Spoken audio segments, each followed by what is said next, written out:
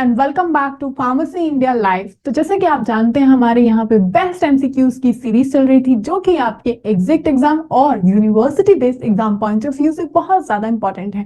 तो जी farm second year में हमारा सब्जेक्ट है फार्माकोलॉजी, जिसमें हमने डिस्कस किया था चैप्टर 1 के बेस्ट एमसीक्यूज और आज हम यहाँ पे डिस्कस करेंगे चैप्टर 2 के बेस्ट एमसीक्यूज। यहाँ पे जो आज हम टॉपिक देखेंगे जिससे हमको बेस्ट एमसीक्यूज देखने हैं, drug acting on the peripheral nervous system PNS. यहाँ पे किस तरह के इसके एमसीक्यूज आते हैं ये हम देखेंगे, वो भी करेक्ट आंसर और कंप्लीट कॉन्सेप्ट विद एक्सप्लेनेशन के साथ हम यहाँ पे देखेंगे कि आखिर अगर आंसर है तो क्यों है। यहाँ पे हम ये एमसीक्यूज जो कि आपके एग्जाम पॉइंट ऑफ व्यू से इंपॉर्टेंट है। इसी तरह की और भी जानकारी के लिए आप जुड़ सकते हैं अनदर प्लेटफॉर्म से भी, लिंक आपको डिस्क्रिप्शन बॉक्स में गिवन है, जैसे कि Telegram, WhatsApp group, Instagram.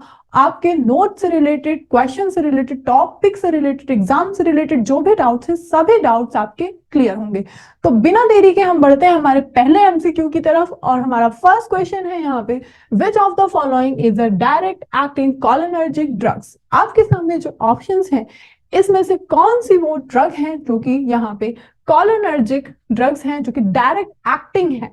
Atropine, हमारा साइकोस्टिग्मेन, या फिर बेथनाकॉल, या फिर टॉलटेरेडिन। क्या है इसका करेक्ट आंसर? इसमें से हमारी जो करेक्ट आंसर जो हमारा यहाँ पे ड्रग है जो कि यहाँ पे डायरेक्ट एक्टिंग कोलिनर्जिक प्रॉब्लम्स जो कि हमारी है यहाँ पे बेथनाकॉल। बेथनाकॉल जो कि हमारी यहाँ पे कोलिनर्जिक की डायरेक्ट एक्टिंग ड्रग है। यहाँ पे डायरेक्ट और इनडायरेक्ट दो तरह की यहाँ पे टाइप्स की ड्रग, आपको दो तरह के क्लासिफिकेशंस मिलेंगे, जिसमें हमारे डायरेक्ट में बेथनाकॉल आते हैं जो कि हमारे यहाँ पे मस्करिनिक रिसेप्टर को स्टिमुलेट करते हैं। यहाँ पे ये हमारे यूरिनरी रिटेंशन वाली दिक्कतों में काम आते हैं। यहाँ पे ये है इसका कंप्लीट एक्सप्लेनेशन। अगर हम देखें हमारा next question, what is the primary therapeutic effect. Therapeutic effect मतलब यहाँ पे जो क्वेश्चन उठ के आता है आपका यूजेस से उठ के आता है of indirect acting cholinergic drug such as neostigmine। यहाँ पे जो neostigmine है इसका थेरापेटिक इफेक्ट क्या है? ऑप्शंस हैं आपके सामने, माइल्डियसिस, या फिर increase heart rate, skeletal muscle relaxation, या फिर पिपलरी कॉन्ट्रिक्शन। क्या है इसका करेक्ट आंसर? जो नियोस्टिग्मिन है यहाँ पे कौन सी प्रॉब्लम को ठीक करती है? तो नियोस्टिग्मिन हमारे यहाँ पे स्केलेटल मसल्स को रिलैक्स करने में काम आती है, इसलिए ये हमारे इनडायरेक्ट एक्टिंग क्लास की ड्रग कोलिनर्जिक यहाँ पे इस क्लास की ड्रग है नियोस्टिग्मिन, जो कि यहाँ पे आपके स्केलेटल मसल रिलैक्सेशन वाली इस वाली प्रॉब्लम है, जो आपका स्केलेटल मसल से जो प्रॉब्लम्स होती है इसको रिलैक्स करने के लिए इस ड्रग का यूज किया जाता है। यहाँ पे इसका कंप्लीट एक्सप्लेनेशन दिया हुआ है। इसकी जो डोज है यहाँ पे ये यहाँ पे स्केलेटल मसल्स को रिलैक्स करने के लिए काम आती है। नेक्स्ट आपका आता है, which adverse effect is associated with excessive cholinergic stimulation. अब एडवर्स इफेक्ट मतलब कि यहाँ पे आप ड्रग ले रहे हैं और ड्रग लेने के बाद आपको अनवांटेड इफेक्ट अगर आपको मिलता है ड्रग लेने के थोड़े समय बाद, यहाँ पे 8-9 घंटे बाद या फिर 2-3 घंटे बाद आपको अगर कोई प्रॉब्लम देखने को मिलती है जो कि अनवांटेड है, ये प्रॉब्लम नहीं होनी चाहिए थी, तो उसको यहाँ पे एडवर्स इफेक्ट कहते हैं और एडवर्स इफेक्ट को यहाँ पे आप कंप्लेन भी कर सकते हैं। तो ये जो ऑप्शन आपके सामने ऑप्शंस हैं, एक्सेसिव कोलिनर्जिक स्टिमुलेशन, क्या है इसका एडवर्स इफेक्ट? ब्रेडिकार्डिया, यहाँ पे जो कि एक हार्ट प्रॉब्लम्स होती है, हार्ट की रेट जो यहाँ पे स्लो कर देते हैं, हार्ट रेट स्लो हो जाता है, ब्रेडिकार्डिया ये होता है। हाइपरटेंशन जानते हैं, high blood pressure, high BP वाली प्रॉब्लम, और साथ ही साथ यूरिनरी रिटेंशन और ज़ेरोस्टोमिया। इनमें से कौन सा एडवर्स इफेक्ट है जो कि कोलिनर्जिक ड्रग्स के बाद होता है? तो जिसका करेक्ट ऑप्शन है वो है यहाँ पे ब्रेडिकार्डिया। यहाँ पे कुछ केसेस में देखा गया है एडवर्स इफेक्ट जो कि यहाँ पे कोलिनर्जिक ड्रग्स का, जो कि यहाँ पे ब्रेडिकार्डिया देखा गया है। ब्रेडिकार्डिया का यहाँ पे है लीड्स करता है आपकी हार्ट रेट्स को स्लो करता है, आपकी हार्ट रेट्स को स्लो करता है और आपके मस्करिनिक रिसेप्टर को स्टिमुलेट करता है। ये यहाँ पे एडवर्स इफेक्ट आता है कोलिनर्जिक का। नेक्स्ट आपका आता है, which of the following is a common therapeutic use of anti cholinergic drug. अब जो कोलिनर्जिक वाली प्रॉब्लम्स थी उनको ठीक करने के लिए यहाँ पे एंटी कोलिनर्जिक ड्रग्स दी जाती हैं।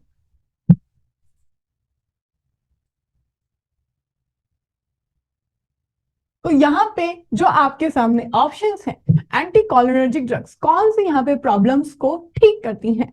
ट्रीटमेंट ऑफ यूरिनरी रिटेंशन, या फिर मैनेजमेंट ऑफ अल्जाइमर डिजीज, या फिर रिलीफ ऑफ ब्रेडिकार्डिया, या फिर रिडक्शन ऑफ मसल स्पैस्टिटी। क्या है इसका करेक्ट ऑप्शन? तो यहाँ पे जो इसका करेक्ट ऑप्शन है यहाँ पे हमारा, जो कि हमारी एंटी कोलिनर्जिक ड्रग्स आपके यहाँ पे जैसे कि हमारा टेट्राटोलोडीन, ये हमारे यूरिन रिसेप्टर्स मतलब यूरिन जो रिटेंशन होते हैं इन प्रॉब्लम्स को ठीक करता है, ट्रीट करता है। तो जो इसका करेक्ट ऑप्शन है यहाँ पे हमारा treatment of urinary retention, treatment of urinary retention. और जो यहाँ पे एंटी कोलिनर्जिक ड्रग है, फॉर एग्जाम्पल टॉल्टेरोडिन, और साथ ही साथ यहाँ पे हमारा एक है ऑक्सीब्यूटानाइन।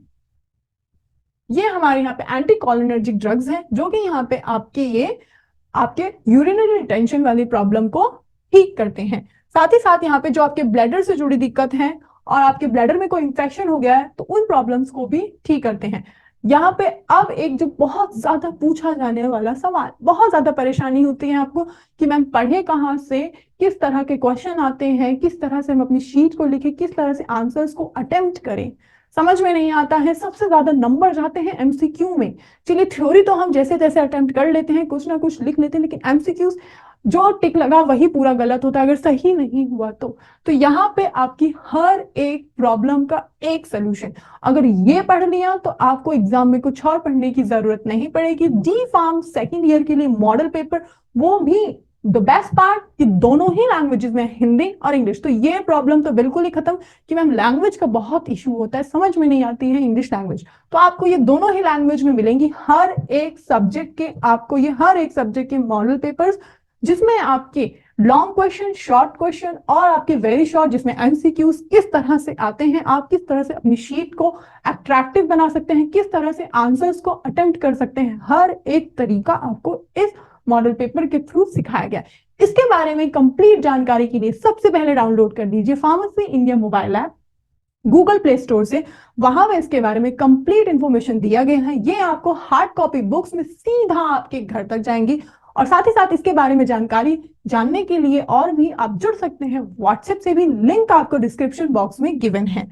साथ ही साथ यहाँ पे आप दिए गए हुए नंबर पे भी डीपी इंडिया टाइप करके टेक्स्ट कीजिए, कंप्लीट इंफॉर्मेशन मिलेगी आपको। तो देखते हैं अपने नेक्स्ट क्वेश्चन को, what is the primary mechanism of action anticholinergic. अब एंटीकोलिनर्जिक का, इनके ड्रग्स का क्या काम है, क्या इनका मैकेनिज्म है, किस तरह से ये ड्रग काम करती हैं, दिक्कत पे क्या करती हैं। जो ऑप्शंस हैं आपके सामने, इनहिबिट एसिटाइल कोलेस्ट्रेट, या फिर स्टिमुलेट ऑफ मस्करेनिक रिसेप्टर, या फिर इनहिबिट ऑफ निकोटिनिक रिसेप्टर, या फिर ब्लॉकेज ऑफ मस्करेनिक रिसेप्टर।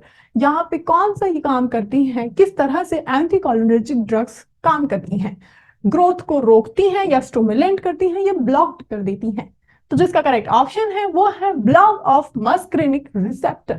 ये यहाँ पे मस्करेनिक रिसेप्टर्स को ब्लॉक कर देती हैं एंटीकोलिनर्जिक ड्रग्स, जो कि यहाँ पे ब्लॉकिंग का यहाँ पे काम करती हैं एसिटाइल कोलिन मस्करेनिक रिसेप्टर्स को, जिसमें कि आपके जो पैरासिम्पैथेटिक आपके जो भी एक्शंस होते थे अनचाहे, अनवांटेड, जो पैरासिम्पैथेटिक होता है आपका अनवांटेड,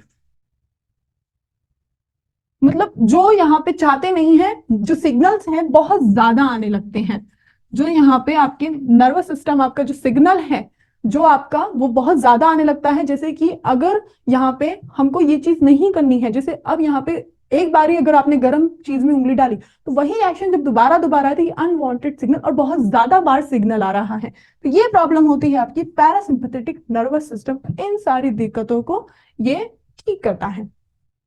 नेक्स्ट आपका आता है which of the following is the potential adverse effect of anticholinergic drugs।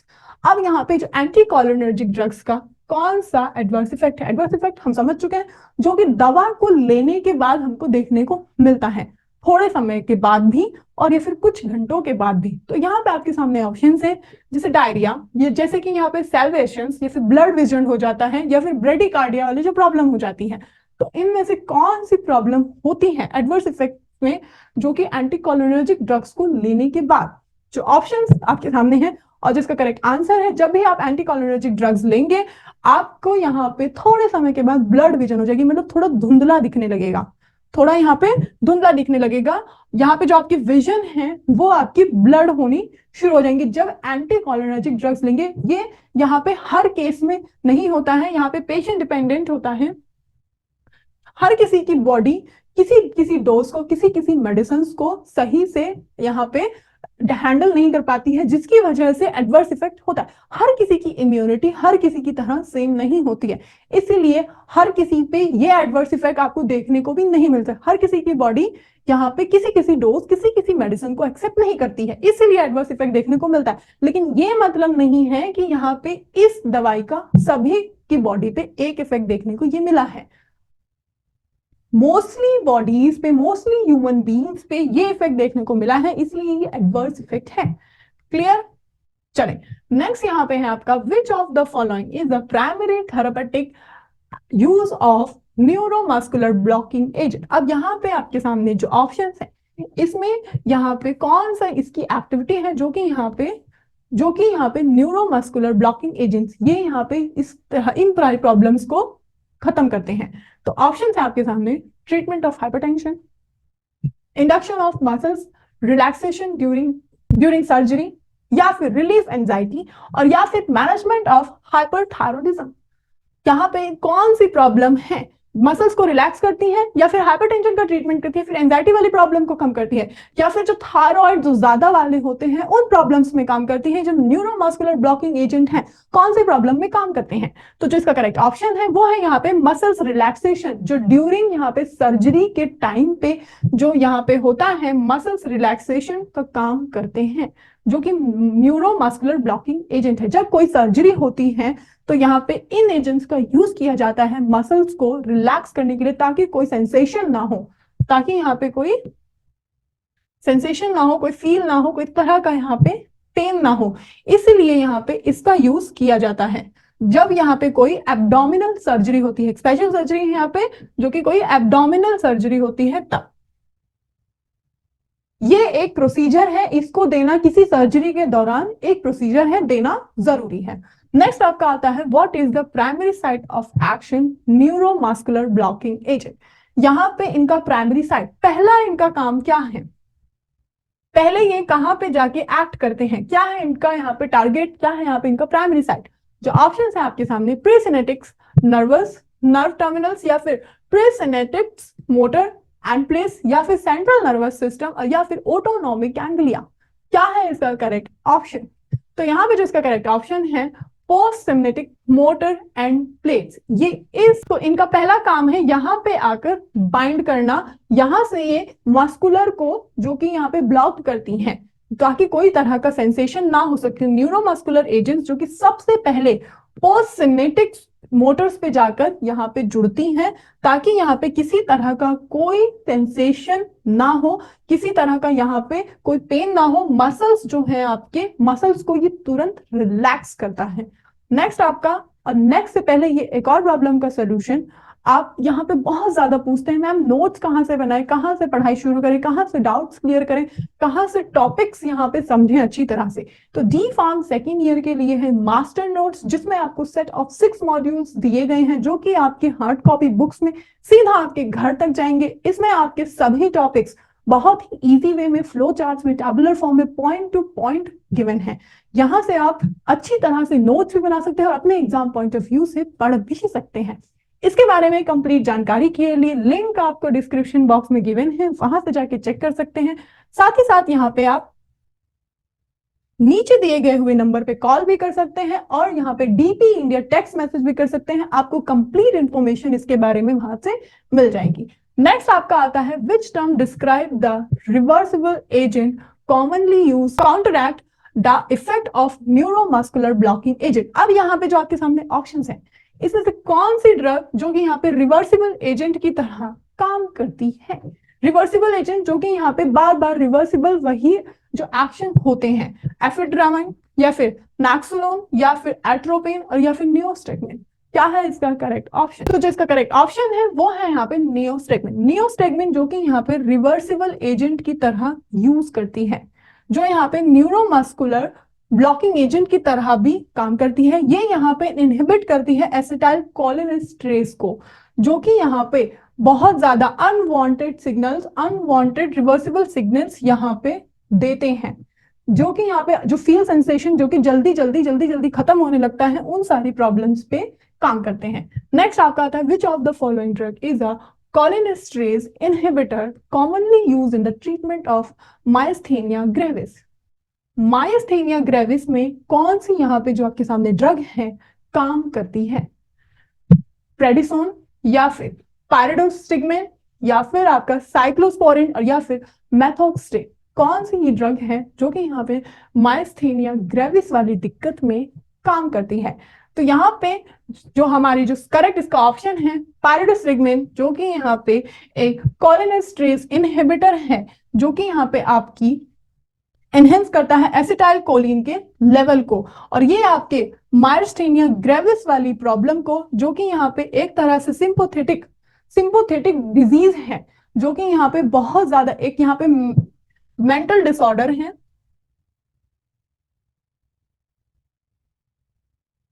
इस वाली प्रॉब्लम में जो कि यहाँ पे एक इंसान बहुत जल्दी से डर जाता है या फिर चीजें वो हड़बड़ाहट में उसकी जो हार्ट बीट्स होती हैं वो बढ़ जाती हैं,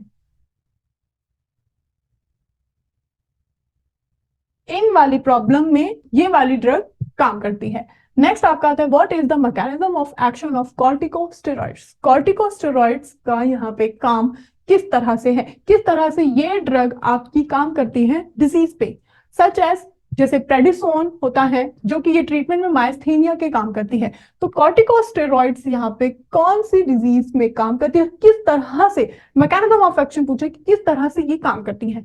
क्या ये इनहिबिट करती है, क्या ये ब्लॉक करती है, क्या ये सप्रेस करती है इम्यून सिस्टम को, क्या ये यहाँ पे एनहांस करती है मसल्स कॉन्ट्रैक्शन को? तो जिसका करेक्ट ऑप्शन है वो है सप्रेशन। ये सप्रेस करती है यहाँ पे इम्यून रिस्पॉन्स को। तो कॉर्टिकोस्टेरॉइड्स जो कि यहाँ पे एक प्रेडिसोन की तरह एक ड्रग है, जो कि सप्रेस करती है इम्यून सिस्टम को।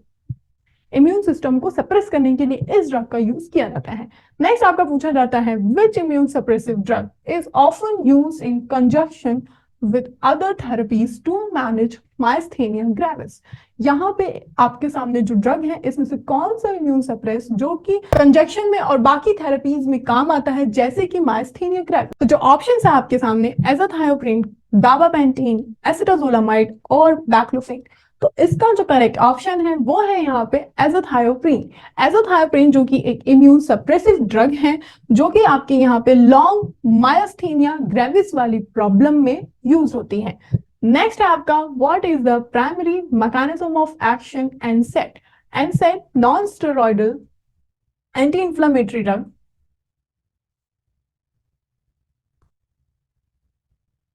इसका यहाँ पे आपको किस तरह से ये ड्रग काम करती है, क्या करती है, किस चीज पे ये एक्ट करती है? इनहिबिट करती है साइक्लोऑक्सीजनेस को, या फिर यहाँ पे एनहेंस करती है प्रोस्टाग्लैंडिन सिंथेसिस को, या फिर स्टिमुलेट करती है ल्यूकोट्रीन प्रोडक्शन को, और या फिर इनहिबिट करती है हिस्टामिन के रिलीज को? क्या काम करती है यहाँ पे एनसेड जो ड्रग्स होती हैं, जो non steroidal anti inflammatory drugs होती हैं? तो जिसका करेक्ट ऑप्शन है वो यहाँ पे इनहिबिट करती हैं साइक्लोऑक्सीजनेस एंजाइम को। इनको यहाँ पे इनहिबिट मतलब रोकने का काम करती हैं। यहाँ पे इसका कंप्लीट एक्सप्लेनेशन दिया गया है। एनसेड जो कि यहाँ पे एंटी इंफ्लेमेटरी इफेक्ट्स जो कि शो करती हैं, इनहिबिट करती हैं, ये यहाँ पे साइक्लोऑक्सीजनेस को, साइक्लोऑक्सीजनेस यहाँ पे जो एंजाइम है इसको इनहिबिट करने का काम करती हैं।